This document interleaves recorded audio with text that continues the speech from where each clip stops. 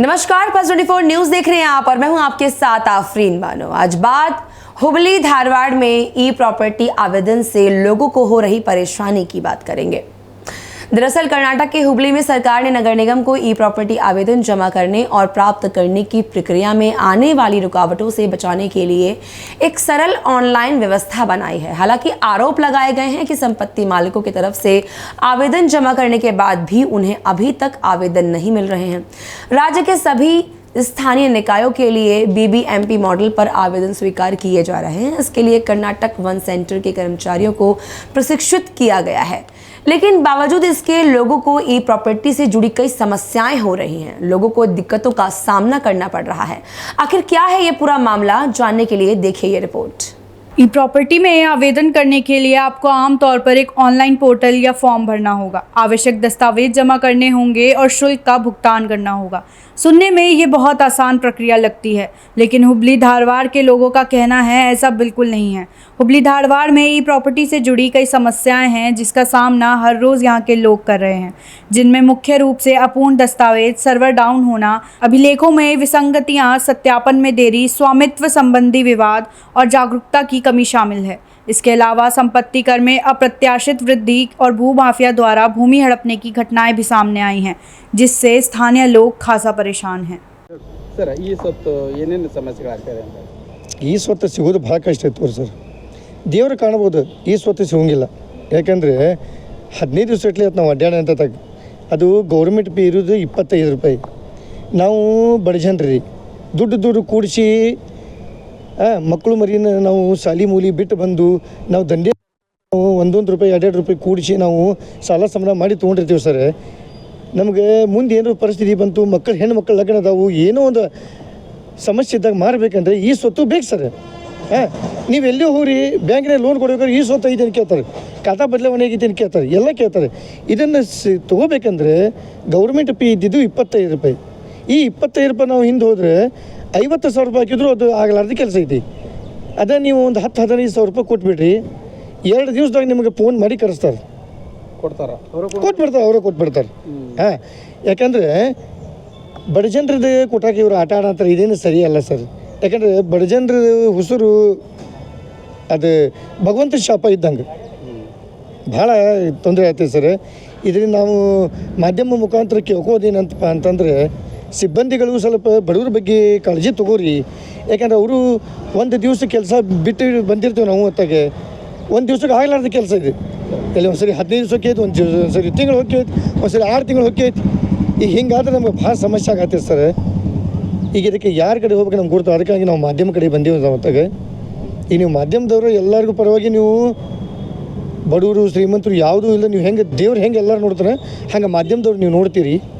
ಸ್ವಲ್ಪ ಬಡವ್ರ ಬಗ್ಗೆ ಕಳಕಳಿ ಹೇಗೆ ಇರಲಿ ಸರ್. ಅದು ಉದಯ್ ಕುಮಾರ್ ಬೀರೋಕುಡಿ ಸರ್. ಗೌರ್ಮೆಂಟಿಂದ ಬಂದಿರೋದು ಈ ಸ್ವತ್ತು ಅಂತ ಬಂದೈತಿ, ಇದನ್ನು ರಿಜಿಸ್ಟರ್ ಮಾಡಿರಿ ಅಂತ ಹೇಳ್ಯಾರಿ.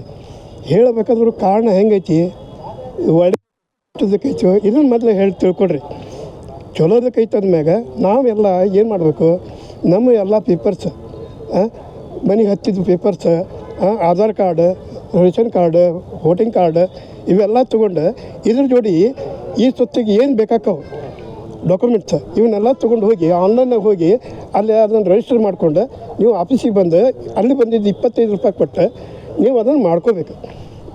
ಅದು ಮಾಡ್ಕೊಳ್ಳೋಕ್ಕಿಂತ ನೀವೇನು ಮಾಡಾಕತ್ತೀರಿ, ನಮ್ಮ ಸಿಬ್ಬಂದಿ ಇಲ್ಲರಿ, ಸರ್ವರ್ ಇಲ್ಲರಿ, ನಮ್ಮ ಅಧಿಕಾರಿಗಳಿಲ್ಲರಿ, ಅವ್ರಿಲ್ರಿ, ಇವ್ರಿಲ್ರಿ ಅಂತ ನೀವು ಅದಕ್ಕೆ ಉತ್ತರ ಕೊಡೋಗ್ತೀರಿ.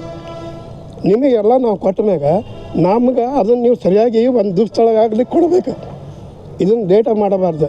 ಲೇಟ್ ಮಾಡೋದ್ರಿಂದ ನಿಮಗಷ್ಟೇ ಅಲ್ಲ, ನಮಗೂ ತೊಂದರೆ ಐತಿ, ನಿಮಗೂ ತೊಂದರೆ ಆಕತಿ. ಅದು ನಮಗೆ ಬೇಕಾಗಿಲ್ಲ.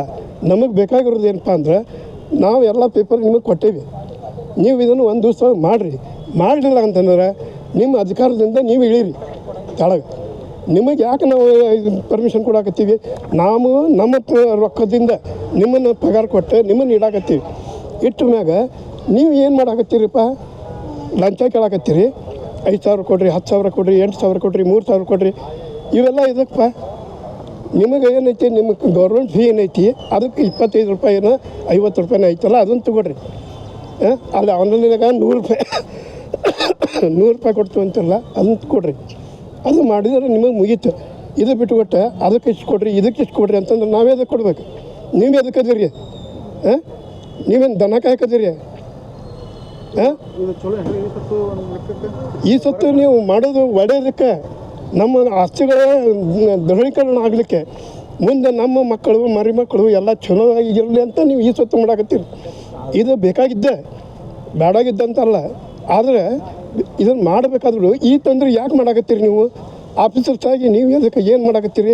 ದನ ಕಾಯಕತ್ತೀರಿ. ಎಲ್ಲ ಟೆಕ್ನಾಲಜಿ ಇದ್ರೂ ಸ್ವಲ್ಪ ಸ್ಪೀಡ್ ಆಗ್ಬೇಕು. ಟೆಕ್ನಾಲಜಿ ನಿಮಗೆ ಎಂಥದ್ದು ಬೇಕಂತದ್ದು ಕೊಡಾಕತ್ತೀವಿ ನಾವು ರೊಕ್ಕದಿಂದ ತಂದು ಕೊಡಾಕತ್ತೀವಿ ನಿಮಗೆ. ನೀವು ಅದಕ್ಕೆ ಮಾಡಂಗಲ್ಲ. ನಿಮಗೆ ಏನು ಹಕ್ಕಿಕತ್ತಿ ನಿಮ್ಮ ಹಕ್ಕಿಕತ್ತಿ ಏನೈತೆ ಹೇಳ್ರಿ. ನೀವು ಅದನ್ನು ಕೊಡಂದಾಗ ನಮ್ಮ ಅಧಿಕಾರಿಗಳಿಲ್ರಿ, ನಮ್ಮ ಸಿಬ್ಬಂದಿ ಇಲ್ಲರಿ, ಸರ್ವರ್ ಇಲ್ಲರಿ, ನಿಮಗೆ ಅದು ಇಲ್ಲರಿ ಇದಿಲ್ಲರಿ ಅಂತ ಹೇಳ್ತಿರಲ್ಲ. ಇದನ್ನು ನೀವು ಎಲ್ಲ ಪೇಪರ್ ಇದ್ದಾಗ ನೀವು ಅದನ್ನು ರಿಜಿಸ್ಟರ್ ಮಾಡ್ಕೋಬೇಕು. ಮೊದಲು ಮಾಡ್ಕೊಂಡು ಅದನ್ನು ಕುಂತು ನೀವು ಇಮಿಡಿಯೇಟಾಗಿ ಮಾಡಿ ಹಾಕ್ಬೇಕು. ಒಂದಷ್ಟು ಟೈಮ್ ತೊಗೊಳ್ರಿ, ಒಂದಷ್ಟು ಟೈಮ್ ತೊಗೊಂಡು ನೀವು ಮಾಡಿರಿ. ಇಲ್ಲ ಅಂತಂದ್ರೆ ನೀವು ಜಾಗ ಕಿತ್ರಿ, ನಿಮ್ಮ ಜಾಗ ಕಿತ್ತಿ ಏನು ಮಾಡಬೇಕಪ್ಪ, ನಮಗೆ ಏನು ಬೇಕಾಗಿತ್ತು ನಾವು ಅದನ್ನು ಕೇಳೀವಿ, ನೀವು ಅದನ್ನು ಕೊಟ್ಟಿರಿ, ಅದನ್ನು ನೀವು ಮಾಡಿಕೊಡೋದು ಅಷ್ಟೇ ಕೆಲಸ ನಿಮ್ಮದು. ನೀವು ಎದಕ್ಕೆ ಹತ್ತಿರ ನಾವು ರೊಕ್ಕ ಕೊಟ್ಟಿರ್ತೀವಿ, ನಿಮ್ಮ ಪಗಾರ ಕೊಡ್ತೀವಿ. ನಿಮ್ಮ ಪಗಾರ ಕೊಟ್ಟ ಮ್ಯಾಗ ಅದನ್ನು ತೊಗೊಂಡು ನೀವು ಕೆಲಸ ಮಾಡಿರಿ. ಲಂಚಾಗಿ ಅಂತ ಅಂತಂದ್ರೆ ನಿಮಗೆ ಚಂಡ ಹೊರಗೆ ಹಾಕ್ತೀವಿ. ಇದು गोपाल-कृष्ण सर्वधर्म। जहां एक तरफ लोग ई प्रॉपर्टी से जुड़ी तमाम समस्याओं से परेशान हैं, तो वहीं इस संबंध में हुबली नगर निगम आयुक्त डॉक्टर रुद्रेश घाली ने बताया कि पहले ई प्रॉपर्टी प्राप्त करने के लिए नगर निगम में आवेदन करना पड़ता था, लेकिन अब सरकार ने जनता की सुविधा के लिए इसे सरल बना दिया है। जनता सीधे आवेदन जमा कर सकती है। यदि वे स्वयं संबंधित दस्तावेज अपलोड करते हैं तो उन्हें जोनल कार्यालयों की तरफ से अनुमोदित किया जाएगा। जनता घर बैठे ई अकाउंट प्राप्त कर सकती है। उन्होंने और क्या कुछ कहा, सुनिए। ಹೊಸದಾಗಿ ಮೊನ್ನೆ ಇವನ್ ನಮ್ಮ ಹುಬ್ಳಿ ಧಾರವಾಡ ಸೆಂಟರ್ ಏನು ಒಂದಿದೆ, ಸಿಟಿಜನ್ ಸರ್ವಿಸ್ ಸೆಂಟರ್ಸ್ ಏನಿದೆ, ಅಲ್ಲಿನೂ ಕೂಡ ಅಪ್ಲಿಕೇಶನ್ಸ್ನ ರಿಸೀವ್ ಮಾಡಿ, ಮುಂಚೆ ಪಾಲಿಕೆಯಲ್ಲಿ ಮಾತ್ರ ಈ ಸ್ವತ್ತುಗಾಗಿ ಅರ್ಜಿಗಳನ್ನು ಸ್ವೀಕೃತಿ ಮಾಡಬೇಕು ಅನ್ನೋದು ಒಂದಿತ್ತು. ಸೊ ಸರ್ಕಾರ ಸಾರ್ವಜನಿಕರಿಗಾಗಿ ಅನುಕೂಲ ಆಗಲಿ, ಇನ್ನೂ ಸರಳೀಕರಣ ಆಗಲಿ ಅಂತಂದು ಕ್ರಿಯೇಟರ್ ಲಾಗಿನ್ ಅಂದರೆ ಅವರೇ ಯಾರಿಗೆ ಈ ಸ್ವತ್ತು ಬೇಕು ಅವ್ರಿಗೆ ಸಾರ್ವಜನಿಕರಿಗೆ ಒಂದು ಲಾಗಿನ್ ಕ್ರಿಯೇಟ್ ಮಾಡಲಾಗಿದೆ. ಅವರು ಅಲ್ಲಿ ಡಾಕ್ಯುಮೆಂಟ್ಸನ್ನು ಎಲ್ಲ ಅಪ್ಲೋಡ್ ಮಾಡಿ ಅದನ್ನು ಅಪ್ಲೈ ಮಾಡಿದರೆ ನಮ್ಮ ಝೋನ್ ಆಫೀಸರ್ಸಿಂದ ಅಪ್ರೂವ್ ಆಗುತ್ತೆ. ಅವರು ಮನೆಯಲ್ಲೆಲ್ಲ ಈ ಖಾತಾವನ್ನು ಆ ಕಾಪಿಯನ್ನು ತೆಗೆದುಕೊಳ್ಳಬಹುದು ಅನ್ನೋ ಉದ್ದೇಶದಿಂದ ಇದೊಂದು ಲಾಗಿನ್ಸ್ನ ಬೇರೆ ಬೇರೆ ಲಾಗಿನ್ಸ್, ಹೆಲ್ಪ್ ಡೆಸ್ಕ್ ಲಾಗಿನು ಮತ್ತು ಕ್ರಿಯೇಟರ್ ಲಾಗಿನ್ ಅಂತ ಈ ಥರ ಬೇರೆ ಬೇರೆ ಲಾಗಿನ್ ಸರ್ಕಾರಕ್ಕೆ ಇದು ಮಾಡಿದರು. ಸೊ ಅದರಲ್ಲಿ ಎನ್ಕಂಬರೆನ್ಸ್ ಸರ್ಟಿಫಿಕೇಟು ಕೂಡ ಇದು ಕಡ್ಡಾಯವಂತ ಆಗಿದೆ. ಸೊ ಇದಕ್ಕಾಗಿ ತಕ್ಷಣ ಈಗ ಈ ಹೊಸದಾಗಿ ಏನು ಈ ಆಸ್ತಿ ಸಾಫ್ಟ್ವೇರಲ್ಲಿ ಏನೇನೋ ಹೊಸ ಫೀಚರ್ಸ್ನ ಆ್ಯಡ್ ಮಾಡಿದ್ದಾರೆ, ಹೊಸದಾಗಿ ಬೇರೆ ಬೇರೆ ಕಾಲಮ್ಸ್ ಏನು ಆ್ಯಡ್ ಮಾಡಿದ್ದಾರೆ, ಅದಕ್ಕಾಗಿ ಒಂದು ವರ್ಕ್ಶಾಪ್ನ ಈಗ 2 ದಿವಸದಲ್ಲಿ ಮಾಡ್ತಾರೆ. ಮಾಡಿದ ತಕ್ಷಣ ಇದ್ರ ಬಗ್ಗೆ ಸ್ವಲ್ಪ ಇನ್ನೂ ನಮ್ಮವ್ರಿಗೆ ಇನ್ನೂ ಜಾಸ್ತಿ ಟ್ರೈನಪ್ ಆಗುತ್ತೆ, ಕ್ಲಾರಿಟಿ ಸಿಗುತ್ತೆ. ಸೊ ಅವಾಗ ಸರಳೀಕರಣ ಮಾಡಲಿಕ್ಕೆ ಏನು ಮಾಡ್ತಾರೆ? ಸರಳೀಕರಣ ಅಂತಂದ್ರೆ ಈಗ ಮುಂಚೆ ಎಲ್ಲರೂ ಸಾರ್ವಜನಿಕರು ಬಂದು ಎಲ್ಲ ಡಾಕ್ಯುಮೆಂಟ್ಸನ್ನು ತೊಗೊಂಡು ಬಂದು ಕಚೇರಿಗೆ ಸಲ್ಲಿಸಬೇಕಿತ್ತು. ಈಗ ಅವರೇ ಆನ್ಲೈನಲ್ಲಿ ಅಪ್ಲೈ ಮಾಡ್ಬೋದು. ಮತ್ತು ಎಲ್ಲಿ ಈಗ ಹುಬ್ಳಿ ಧಾರವಾಡ ಸೆಂಟರ್ ಅಂತ ಏನು ಮಾಡಿದ್ದಾರೆ, ಮುಂಚೆ ನಾವು ಎಲೆಕ್ಟ್ರಿಕ್ ಬಿಲ್ಸು ಮತ್ತು ವಾಟರ್ ಬಿಲ್ಲು ಬೇರೆ ಬೇರೆ ಸರ್ವಿಸಸನ್ನು ನಾವು ತೊಗೊಳ್ತಿದ್ವಲ್ಲ, ಆ ಸರ್ವಿಸ್ಗಳನ್ನು ಈ ಆಸ್ತಿ ಕೂಡ ಅದು ಒನ್ ಆಫ್ ದಿ ಸರ್ವಿಸ್ ಅಂತ ಹೇಳಿ ಹುಬ್ಳಿ ಧಾರವಾಡ ಒಂದು ಸೆಂಟ್ರಲ್ಲಿ ಈ ಸರ್ವಿಸನ್ನು ಅಲ್ಲಿ ಆ್ಯಡ್ ಮಾಡಿದ್ದಾರೆ. ಹೀಗಾಗಿ ಸಾರ್ವಜನಿಕರು ಎಲ್ಲರೂ ಪಾಲಿಕೆಗೆ ಬರೋದೇನು ಅವಶ್ಯಕತೆ ಇಲ್ಲ, ಅವ್ರ ಪಕ್ಕದಲ್ಲಿ ಇರೋ ಯಾವುದೋ ಒಂದು ಸರ್ವಿಸ್ ಸೆಂಟ್ರಿಗೆ ಹೋಗಿ ಅದನ್ನು ಅಪ್ಲೈ ಮಾಡ್ಬೋದು. ಮತ್ತು ಕ್ರಿಯೇಟರ್ ಲಾಗಿನ್ ಅವರೇ ಸ್ವತಃ ಅವರ ಖುದ್ದಾಗಿ ಕೂಡ ಆನ್ಲೈನ್ ಅಪ್ಲೈ ಮಾಡ್ಬೋದು. ದರ ಏನಿದೆ? ದರದಲ್ಲಿ ಈಗ ಯಾವುದೂ ವ್ಯತ್ಯಾಸ ಇಲ್ಲ.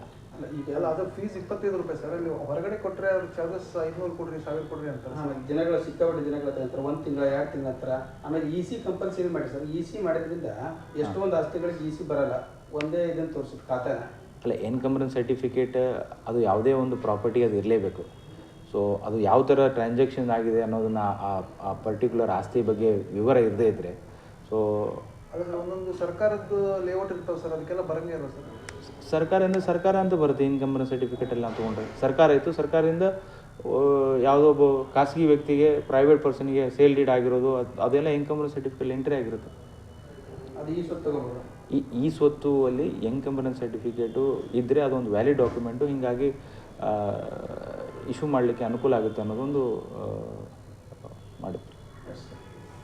इस बारे में एक जनसंपर्क अधिकारी गोपाल धारवाड़कर ने मीडिया को जवाब देते हुए कहा कि ई प्रॉपर्टी बन गई है, ये अच्छी बात है, लेकिन हम जैसे लोगों के लिए ये मुश्किल है. हमें ऑनलाइन आवेदन जमा करने के लिए सैकड़ों रुपए देने पड़ते हैं. वहाँ से आने के बाद हमें नगर निगम में 25 रुपए का चालान भी जमा करना पड़ता है और दस्तावेज़ भी जमा करने पड़ते हैं. ये सब करने के लिए हमें पहले मांगे गए बिजली और पानी के बिल भी जमा करने पड़ते हैं. ये सब करने में 5 से 6 दिन लग जाते हैं. अगर सही दस्तावेज़ दिए भी जाते हैं तो ई प्रॉपर्टी 2-3 दिन में क्यों नहीं बन जाती. सरकार ने ई प्रॉपर्टी की प्रक्रिया को आसान और ऑनलाइन तो कर दिया है, लेकिन अब भी लोगों को काफ़ी दिक्कतों का सामना करना पड़ रहा है. ज़रूरत है सिस्टम को और बेहतर बनाने की, ताकि लोगों को सच में फ़ायदा मिल सके. अब देखने वाली बात ये होगी कि आखिरकार हुबली धारवाड़ के लोगों की इस समस्या का समाधान कब तक निकलेगा. बहरहाल मेरे साथ बस इतना ही. आप देखते रहिए पल्स 24 न्यूज़. नमस्कार.